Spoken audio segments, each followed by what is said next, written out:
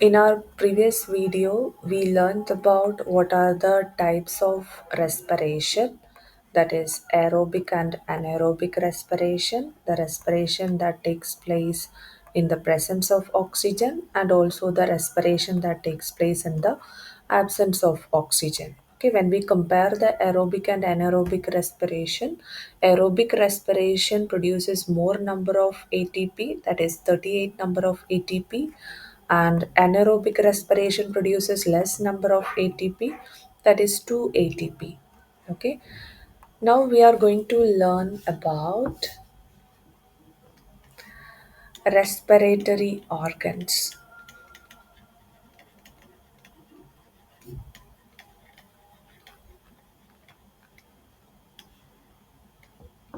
So different organism possess different types of respiratory organs. Okay, if you take amoeba as an example, okay, amoeba unicellular protozoan, okay, through their cell membrane they can perform respiration. Exchange of gases takes place through their cell membrane by diffusion. If you take earthworm as an example,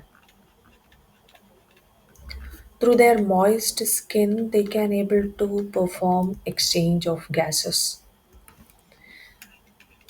If you take fish as an example, gills. Okay. For CBSE, you have an important question under fish. Okay. You can expect it for 2 mark or 3 mark question. Okay. So fish, they are aquatic creature. So they are present in water. Okay. So when we compare the aquatic organisms along with the terrestrial organism, the aquatic organism possess higher breathing rate. What is the reason behind that? These particular organisms, they took the dissolved oxygen which is present in water. Okay, during their breathing, they taken the dissolved oxygen present in water. Okay, so when you compare the amount of oxygen in water and the atmosphere, the amount of oxygen present in water is less. That's the reason their breathing rate is higher compared to the terrestrial organism. So, this is an important 2 or 3 mark question for CBSE board exam. Okay, now if you take the frog as an example, what is the respiratory organ of frog? They possess their skin as their respiratory organ. They can perform exchange of gases when they are in the water. When they are on the land, they possess lungs as their respiratory organ. Okay. During their larval stage, when they are in their tadpole stage, their respiratory organ is different. They possess gills as their respiratory organ. Now, in our syllabus, we have in detail about the human respiratory system, about the lungs, all the respiratory parts we will be learning in detail. When we learned about nutrition, we learned about nutrition in plants and nutrition in animals, right? We learned about how the process of photosynthesis takes place in plants, and also we learned how the process of digestion takes place in human beings. Here also we will learn a small topic related to how the respiration takes place in plants, and also we will learn about the human respiratory system. Okay, in plants, they can perform exchange of gases through their stomata. Okay, the opening which is present in their under surface of their leaves. Okay, then in their stem, they possess small opening called lenticels, through which the woody plants can able to perform photosynthesis. Plants can perform respiration Through the opening present in them, it is stomata. Then through their stem, it is lenticels. And even through their root hairs, they can able to perform exchange of gases. They can able to take up the oxygen which is trapped between the soil particles. Okay. Next, we are going to learn about the human respiratory system. In human respiratory system, we have a pair of nostrils, nasal passage, pharynx, larynx, trachea, trachea divided into two bronchi, bronchi further divided into bronchioles. Now the bronchioles ends in alveoli, small sac-like structures called alveoli. And our respiratory system, our lungs, is a delicate organ which is protected by rib cage. And there is a proper separation between our thoracic and the abdominal region. This is our diaphragm. Okay, so these are the parts involved in respiration. So we call it as respiratory system. Okay, so through external nostrils, we will take in the oxygen. Okay, we will do the process of inhalation. When we inhale the air, the dust particles which are present in the air is filtered by the external nostrils air and also the mucus. Okay, then the air passes through pharynx, trachea, larynx, it is our voice box, then through trachea it reaches the lungs. So here you have an important question. Here we have mentioned in this labeling it is rings of cartilage. Okay, you will get a question why trachea possess this rings of cartilage. Okay, so if you look at all the diagram of trachea, you can find out there is a C-shaped rings of cartilage.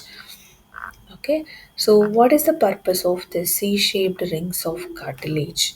Okay, so this prevents the collapsing of trachea. Okay, the function of this rings of cartilage, it prevents the trachea from collapsing. Now, this is an important 2 mark question. Okay, now this trachea divides into two bronchi. Bronchi further divided into bronchioles. At the end, you can find out the alveoli.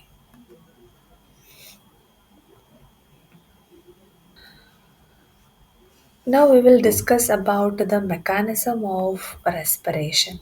Okay, in human beings, the mechanism of respiration involves inhalation,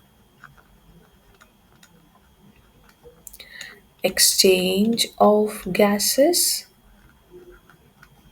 and exhalation. Inhalation means when we are taking the air in.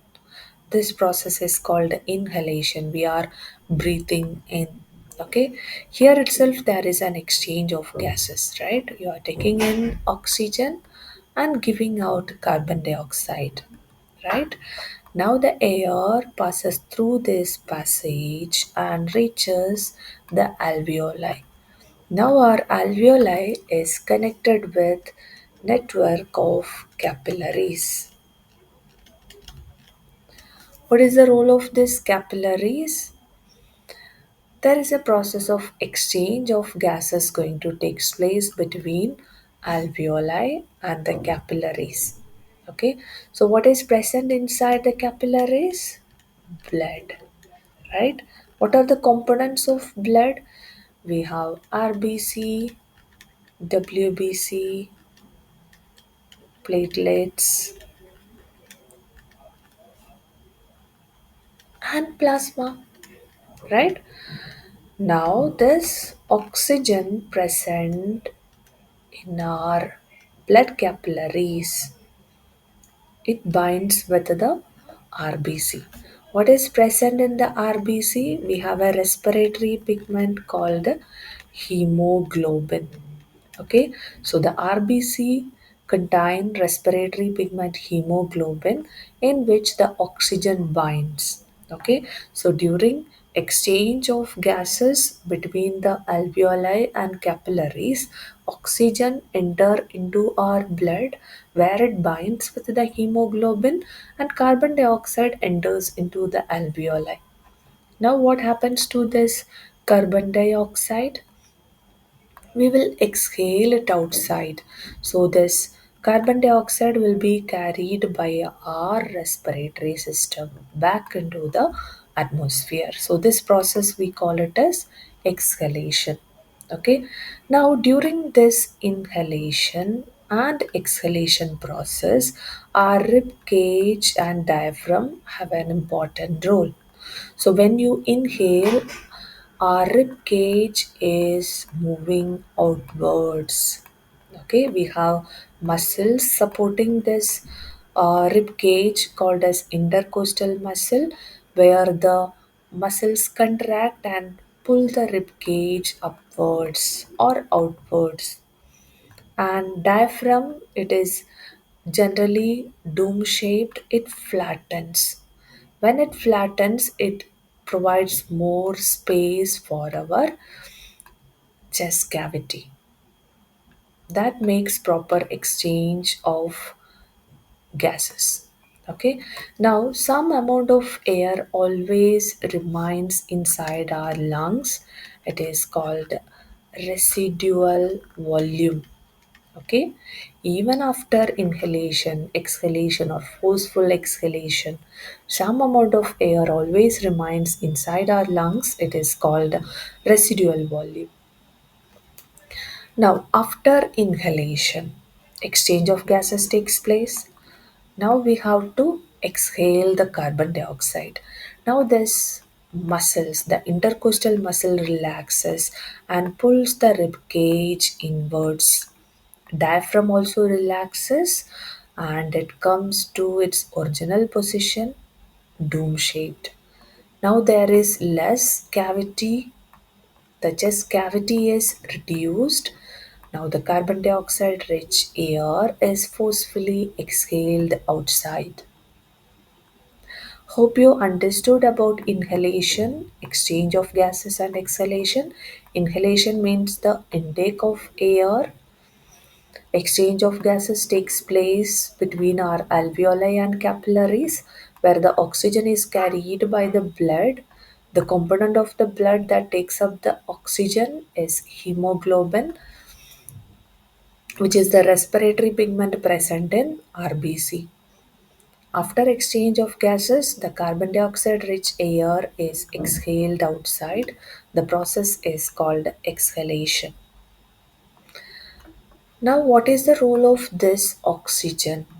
Oxygen is carried by our blood to all the cells and the tissue where it is utilized to break down the nutrients to release energy.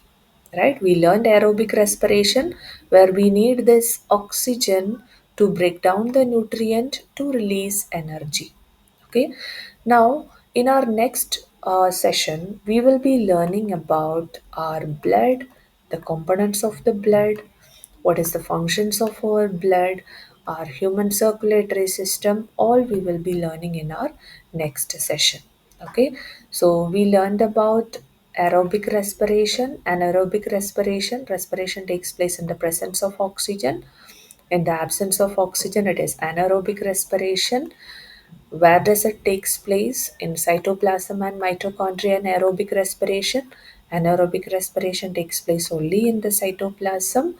Then we learned about respiratory organs of different organisms, how the respiration takes place in plants and human respiratory system.